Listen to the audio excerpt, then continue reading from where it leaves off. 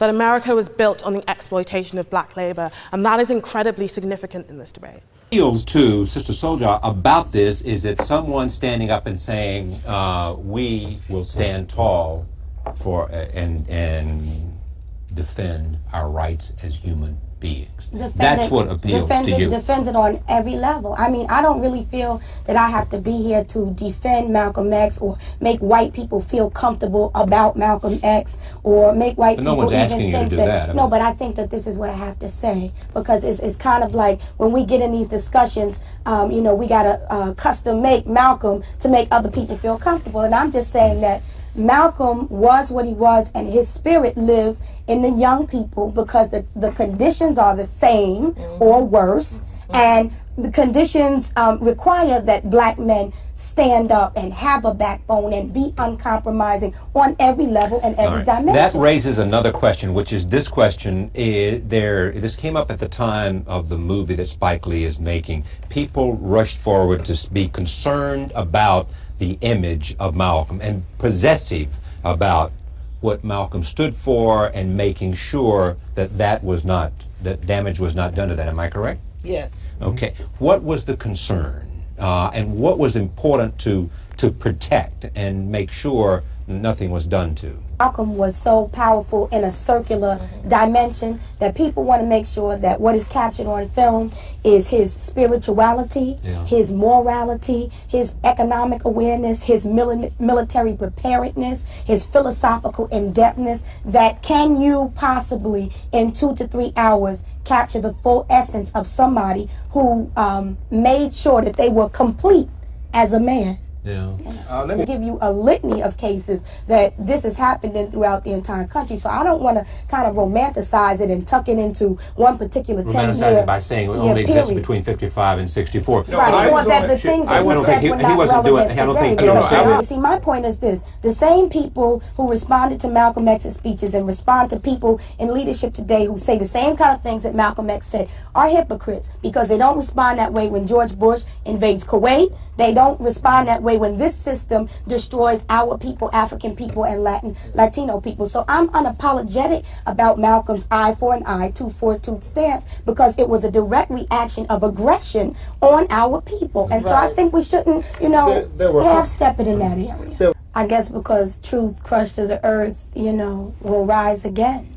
And no lie can live forever. I mean, Malcolm X represented African manhood and black masculinity. And under the white system of oppression in America, a lot of black men don't feel that they can say how they really feel because they don't feel they have the power to stand up. Malcolm X was a man who reclaimed his own African essence and took a stand in spite of the fact that he stood in the shadow of death. And when he spoke, he represented the feelings, the sentiment, the spirit, and the soul of all the other men who unfortunately could not take the stand and crystallize the information in the same way that he could. Help you to understand why he said that white people what he was saying about white enemies. people. Yeah, exactly. Well, what he was saying was that our experience as African people in this country with a white system of power has usually led to our death and destruction, and that we have not received justice in this system. And as Malcolm traveled around the world, he noticed that European people, white people, controlled not only the United States of America, but the entire world, and had dealt with African people and Latino people in an evil way, and had reinforced that evil by the system that they set up to run the world. And so I think what he meant was exactly what he said, that a person and a network that is coordinated to oppress and deprive and deny people access to fundamental rights on a collective basis is evil, is devilment, is wicked, is wrong, and is unjust. Let me answer. Malcolm believed in reciprocity. If whites treat African Americans properly, then African Americans will reciprocate. He once said, if you're nonviolent towards me, we'll be nonviolent towards you. So, if you murder me, then we will seek out the murderers, I think is what he said. Okay, so that's the first thing. It's important to reciprocity. The second thing was a thing that Malcolm felt with language. You might remember the famous quote, when you deal with a Frenchman or a German, you have to speak their language. Right. Therefore, if you're dealing with an oppressor who speaks to you the language of violence, then the only language that he correspondingly will understand is itself the language of violence. Therefore, if those who oppress us do not want us to be violent, then they have to stop being violent in their oppression of us. If they want us to stop talking about violence, then they have to stop threatening us with violence. Therefore, in a sense, Malcolm was saying to you, if you want me to stop calling you devils, then stop acting like devils. To the extent that white people did not behave like devils, he would not treat them like devils. There's one more point, and I don't mean to monopolize things. In Malcolm's actual relationships with people, everything I understand about him was based on reciprocity. Therefore, he had many meaningful relationships with white people, with white correspondents, with white press people, with white students, which belie the notion that Malcolm was a hate monger, and a purveyor of violence. So it seems to me... Which he was not. Which he was not. So it seems to me that the record of Malcolm's actual behavior will document what he really felt about people. Okay, let me hear. Because my quote from Malcolm was about that issue. And what I have him quoted as saying is, but the more I keep thinking about this thing, the things that have been happening lately, I'm not all sure it's the Muslims. I know what they can do and what they can't. And they can't do some of the stuff recently going on. The more I keep thinking about what happened to me in France, I think I'm going to quit saying that it's the Muslims. Okay, now let me just say to you that what he said when he came home on the second to the last trip, that it would be a combination of, because the Muslims were running him down in America, and governmental forces were following him in Africa, in the Middle East, and in Asia. So that Malcolm said to me that it would be a combination of the two. And what do you think he meant? I mean, do you think that... What did he mean? He meant what he said. It would be a combination of the two. Because in America, they were... That the FBI or somebody in the U.S. state government would be working with... Well, one of the things is that... One of the things he talked... They watched every move he made.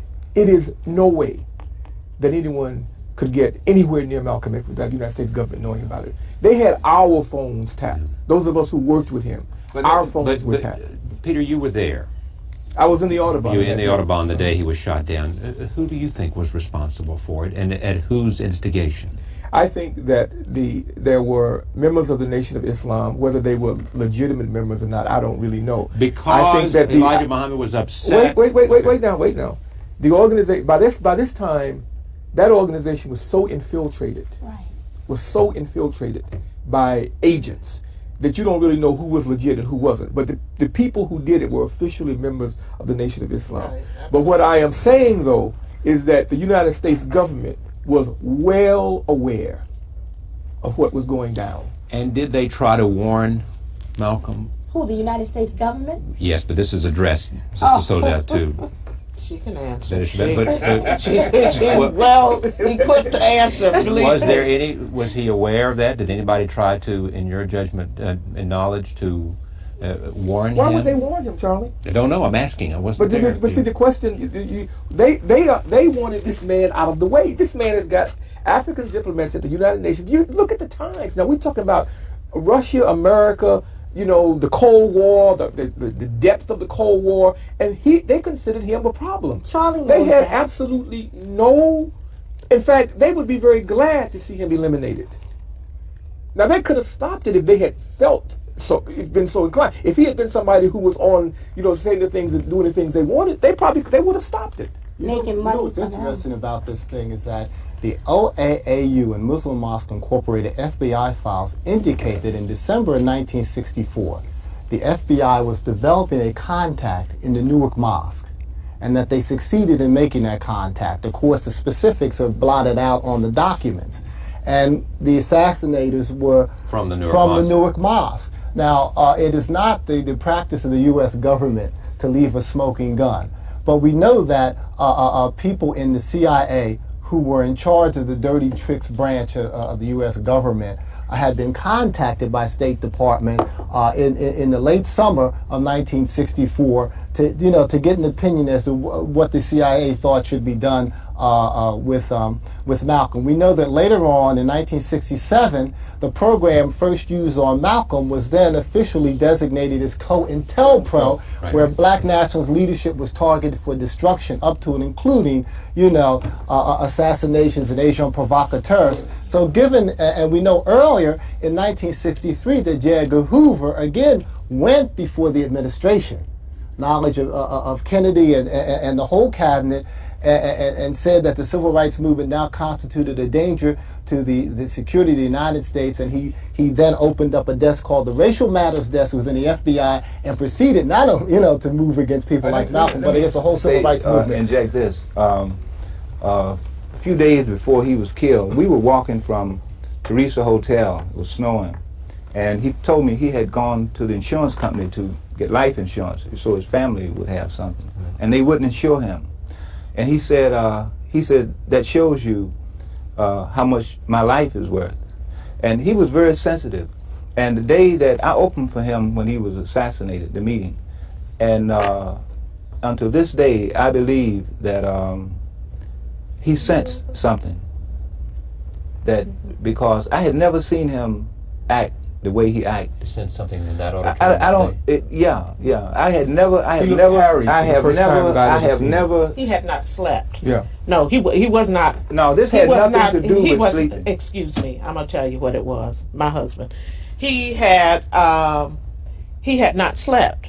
Number one, he was working on something, but number two, he kept getting calls all through the night that said, "Wake up, brother. Your time has come to an end." Through the whole night, so that he had not slept. And sleep does, it affected him. He needed to sleep. Perhaps Plus we had been bombed out of our house. And so that did have an effect on him. And he had that whole year and a half, he had been harassed. And carloads from Wisconsin, carloads from here, carloads from Mostly there. from the Nation of Islam? Yes, Okay. coming to assassinate And that was something him. else that he said that I wouldn't repeat here, but it had more to do with him not sleeping. I had been his assistant for 7 years, and Yes, I worked. but excuse me, I don't care what you had been. His assistant, one of his assistant. One of them. Right. One of his assistant or whatever. The top one. No. Then who was it? Not well. Hey, Who was it? excuse You tell me. me who it was. Excuse Who me. was I it? don't want to share with you what he said and what he thought. Well, okay, that's your but what I business. want to Right. say I'm to you almost- now, almost what I out want of to say time. to you now is that he had not slept the night before.